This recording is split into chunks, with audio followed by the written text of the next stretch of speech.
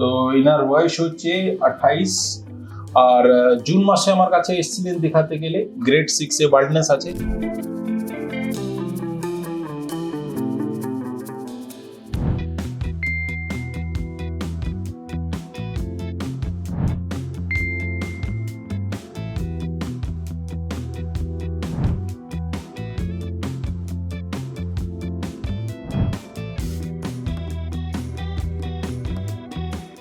তাহলে আপনি দেখতে পাচ্ছেন কি এখানে একদম মানে কোনো হেয়ার ফলিকেল আমি দেখতে পাচ্ছি না, কিন্তু এই জায়গাটা দেখুন এটা কমে গেছে অনেকটাই। সেম পজিশনটা দেখুন এখানটা আছে। আর এই জায়গাটা আমি যদি দেখি, এই পার্টটা ছেড়ে দিই, এই পার্টে একটা জিনিসটা ভালো আছে কি এর থিকনেস আছে হেয়ার গ্রাফটের, কিন্তু তার মাঝখানে যদি মানে ক্লোজ আপ ভিউতে দেখা যায় তাহলে বোঝা যাবে কি মাঝখানে যেমন অ্যান্ড্রোজেনিক অ্যালোপেশিয়াতে চলে যায় তেমন চলে গেছে।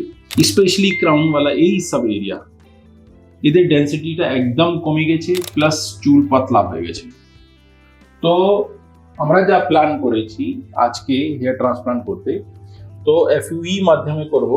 সামনে পার্টটা করব, ক্রাউনওয়ালা এরিয়া আমরা ছেড়ে দেব। ফার্স্ট সিটিং এ আমরা ক্রাউন এরিয়া ছেড়ে দেব। যদি সম্ভব হবে কিছু 500 গ্রাফটের মতন, তাহলে কিন্তু আমরা ক্রাউন এরিয়ায় যাব। আদারওয়াইজ আমরা সবকিছু সামনেই দিতে চেষ্টা করব।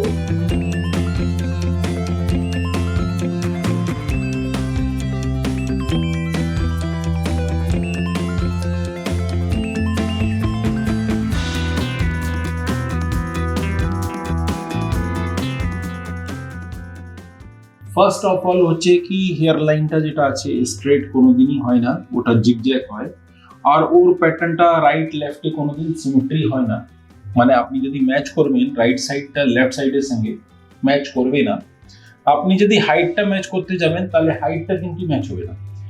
এই যে তিনটে জিনিসটা আমি বললাম, এই তিনটে জিনিসটা হচ্ছে ন্যাচারাল হেয়ার লাইন।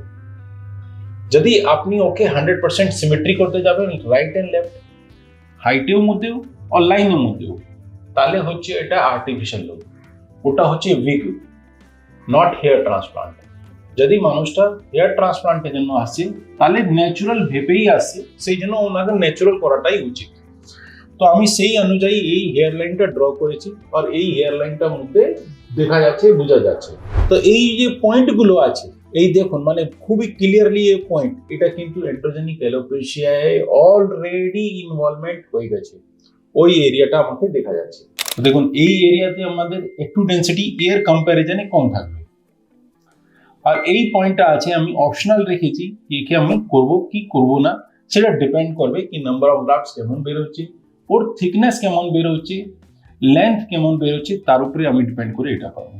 তো এই এরিয়া আমি একটা ডটেড করে রাখলাম, মোটা গ্রাফট পেলো। তো আমি 500 গ্রাফট এখানে দিতে চেষ্টা করব, যেতে এটা তো বলবো না কি এটা পুরো ফুলনেস হয়ে যাবে, কি হ্যাঁ একটা কিন্তু ফিল আসবে 500 গ্রাফটে কিছুটা। তো ওই এরিয়া আমি একটা ডটেড এরিয়াটা করে রেখেছি। তো এই এরিয়াটা হচ্ছে ডোনার এরিয়া।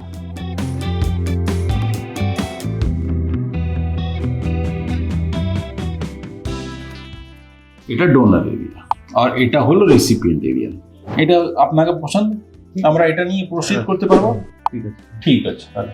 পেনের ব্যাপারে ওই অ্যানাস্থেশিয়া ইনিশিয়ালি যে সময় যেটুকু হওয়ার সেটুকুই হয়েছে, তারপরে খুব একটা কোনো ইস্যুস ছিল না। যেটা বললাম খুব একটা কোনো ইস্যুস হয়নি। আমাকে ব্রেকস অ্যান্ড ইস্যুস দেওয়া হচ্ছিল মুভমেন্টের জন্য।